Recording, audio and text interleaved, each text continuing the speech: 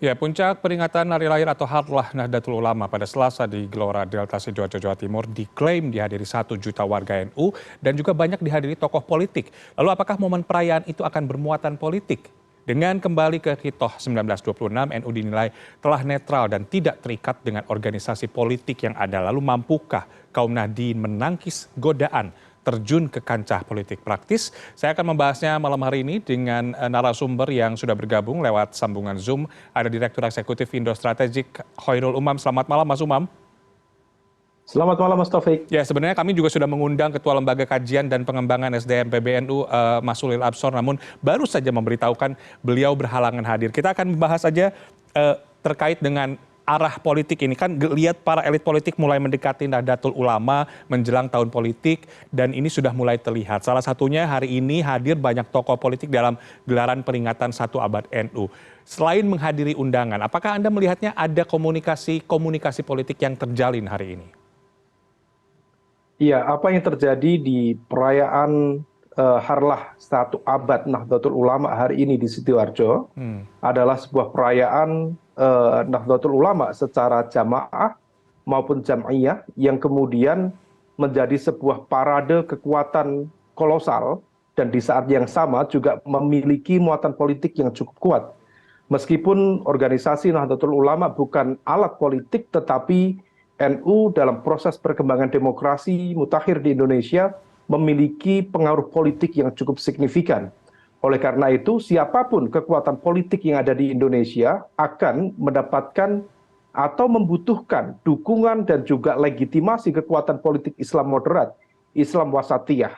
Nah, oleh karena itu, di dalam konteks politik moderat, politik yang lebih demokratis, dan juga untuk mendapatkan kemenangan di setiap pemilu, maka kemudian dukungan dari basis Nahdliyin, baik struktural maupun kultural. Kalau misal kemudian sekarang struktural dianggap sebagai sebuah upaya untuk mengembalikan NU pada Hitoh 1926 agar kembali netral, independen, tidak partisan, maka kemudian basis kultural Nahdliyin akan menjadi sebuah ladang perebutan basis pemilih loyal dari para pemimpin-pemimpin yang akan berlaga di pemilu 2024 mendatang.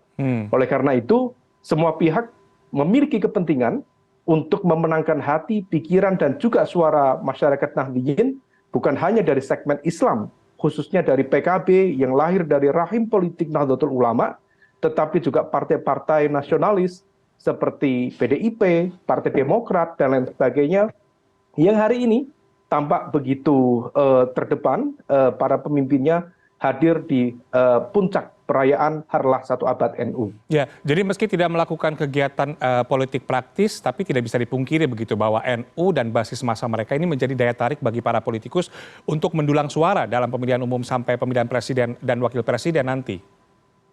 Iya, karena bagaimanapun juga dari aspek populasi, diperkirakan warga Nahdlatul Ulama itu baik secara kultural maupun struktural, itu bisa mencapai sekitar 108 juta warga. Artinya lebih dari separuh dari umat Islam di Indonesia itu mengidentifikasi dirinya sebagai bagian dari Nahdlatul Ulama. Dan ini dipengaruhi oleh jejaring komunitas santri dan juga para kiai-kiai, baik di level kiai sepuh maupun kiai-kiai muda, untuk kemudian menunjukkan karakter Islam moderat di Indonesia.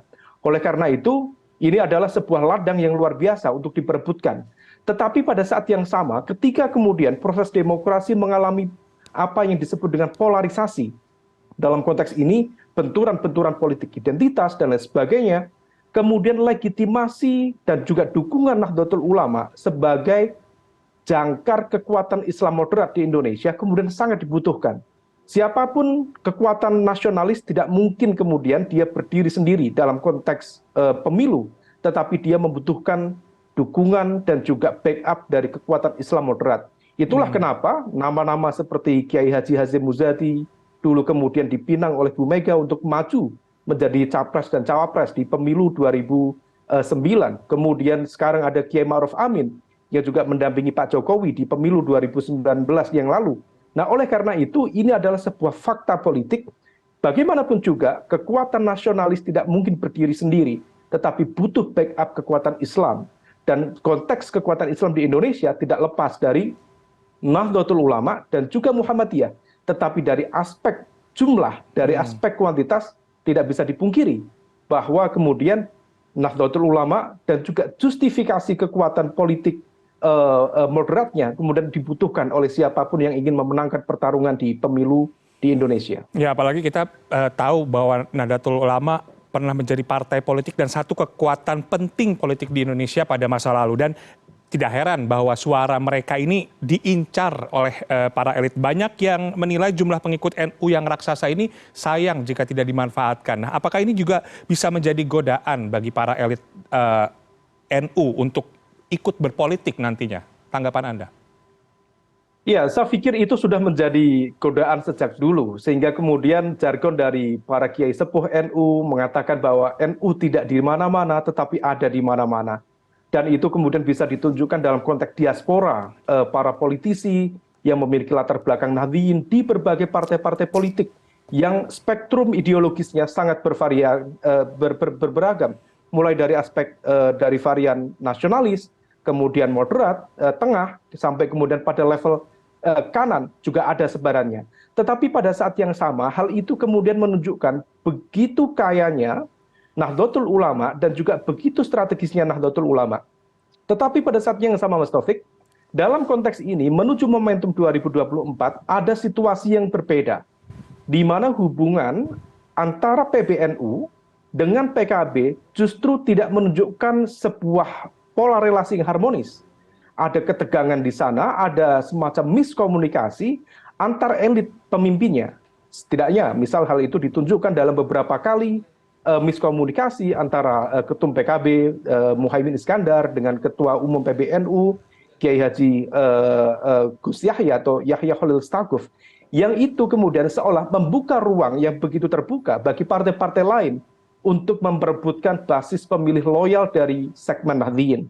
Oleh karena itu, semua pihak akan mencoba untuk masuk ke sana, tetapi pada saat yang sama, Nahdlatul Ulama harus bisa menjaga dirinya dengan baik, menjaga marwahnya dengan baik, tidak mudah terjebak dalam konteks polarisasi politik yang ada, dan kemudian bisa juga tetap menjaga nalar kritis ketika kemudian tetap berada di depan kekuasaan. Nah, oleh karena itu ini menjadi sebuah catatan penting. Apa yang disampaikan oleh Kiai Haji Abdurrahman Wahid dulu, Gus Dur, bagaimanapun juga NU harus mampu menjalankan perannya sebagai Islamic base civil society yang kemudian tidak kehilangan nalar kritisnya di hadapan kekuasaan. Dan ini menjadi koreksi di dalam proses perkembangan saat ini, jika kemudian ada keluhan, ada harapan yang lebih agar NU kembali menunjukkan nalar kritisnya dalam mengawal kebijakan publik, dalam mengawal arus kekuasaan, supaya kemudian lebih kembali kepada konteks maslahah mursalah yang ada. Nah, seperti kita tahu kan kader NU juga tersebar menjadi pengurus sejumlah partai politik di samping elit-elit dan ulama NU yang condong mendukung partai tertentu. Nah, dengan mengakomodasi politikus dari berbagai macam warna bendera ini, justru apakah akan membuat kekuatan NU semakin besar? Ya, diaspora kekuatan politik NU ketika kemudian tersebar ke berbagai mesin politik, ke berbagai partai-partai politik, itu kemudian akan memberikan ruang yang lebih variatif, akan lebih powerful ketika kemudian semua itu bisa diorkestrasikan dengan baik, terutama oleh mereka yang berada di struktur jajaran elit di PBNU. Tetapi kalau misal kemudian hal itu tidak bisa dimanage dengan baik, ada miskomunikasi yang terus kemudian tidak termanage dengan baik, hal itu berpotensi kemudian melemahkan NU itu sendiri. Oleh karena itu, dibutuhkan komitmen dari pemimpin umat supaya kemudian NU menjadi pengayom bagi semuanya. NU harus menyatukan, harus merangkul, harus kemudian membangkitkan soliditas di antara semua kekuatan. Bukan kemudian membentuk perbedaan atau justru menunjukkan, meliankan yang lain yang dianggap tidak sesuai dengan cara pandangnya. Nah, oleh karena itu terkait dengan konteks politik, saya pikir NU harus menata diri, meletakkan dan juga mengkontekstualisasikan tadi Hitoh 1926 supaya kemudian tidak terjebak sebagai bagian dari instrumen politik kekuatan tertentu. Kalau berbicara soal perbedaan nih, hubungan NU dan juga PKB ini dikabarkan kembali memanas jelang pemilu 2024 ya. Ada perbedaan paradigma. Gus Yahya sempat menyebutkan bahwa PKB ini terlalu jauh menyeret NU ke ranah politik karena NU ini kan kita tahu berpolitik etis, tidak masuk pada dukung-mendukung orang per orang. Sementara kebalikannya justru PKB adalah politik praktis. Jadi mau tidak mau harus membangun koalisi dan juga harus menyebutkan orang per orang. Tanggapan Anda seperti apa? Ya, saya pikir apa yang disampaikan oleh Gus Yahya dan juga Cak Imin itu adalah bagian dari perspektif yang beragam. Memang diakui atau tidak, ada miskomunikasi, ada komunikasi yang tidak nyambung di sana, ada kebuntuan komunikasi di sana, yang itu harus diperbaiki. Bagaimanapun juga Nahdlatul Ulama adalah sebuah partai politik yang lahir dari rahim Nahdlatul Ulama itu sendiri. PKB lahir dari rahim Nahdlatul Ulama. Tetapi di saat yang sama, karena tadi diaspora yang cukup beragam, ada politisi di NU, dari NU, di P3, di Golkar, di Demokrat, di manapun, di partai-partai yang lain, tetapi kemudian tidak mampu menunjukkan bagaimana mengorkestrasikan itu. Nah, oleh karena itu terkait dengan konteks relasi antara Gus Yahya dengan Cak Imin, ini akan menjadi sebuah kendala yang cukup serius kalau misal tidak termanage dengan baik, setidaknya akan berdampak pada konsolidasi kekuatan suara NU di 2024 mendatang.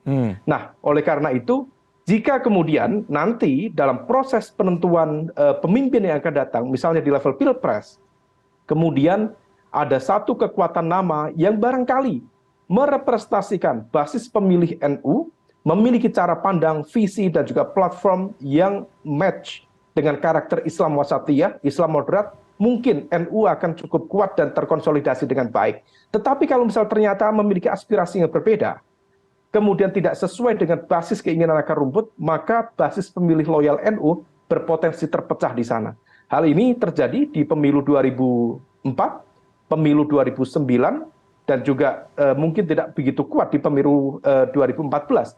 Tetapi ketika kemudian ada sebuah kekuatan nama yang kemudian tidak memiliki akar yang cukup kuat dari basis masyarakat NU, biasanya masyarakat NU akan cenderung lebih kritis karena memiliki literasi politik yang lebih baik dan mereka akan mengikuti nalar kritis mereka untuk memilih pemimpin yang akan datang. Ya, jika tadi Gus Yahya hendak membuat aturan tegas untuk benar-benar menjauhkan NU dari politik praktis, apakah itu artinya dia juga harus berani mencopot para Nahdliyin atau pengurus-pengurus NU yang aktif di partai politik? Ya, Mas Taufik, saya pikir itu adalah sebuah catatan kritis dari berbagai pihak, juga dari teman-teman di internal Nahdlatul Ulama sendiri. Harapan dari kepemimpinan baru PBNU di bawah kepemimpinan Kiai Haji Yahya Khalil Stakuf diharapkan kemudian mampu mengawal NU untuk berada pada garis yang lebih netral dan independen. Dan sikapnya kepada PKB diharapkan mencerminkan itu. Tetapi di saat yang sama, sejumlah pihak menilai ada semacam inkonsistensi di dalam bersikap. Hal itu ditunjukkan oleh ruang-ruang yang terbuka diberikan kepada satu nama tertentu yang seolah-olah kemudian memberikan panggung yang luar biasa.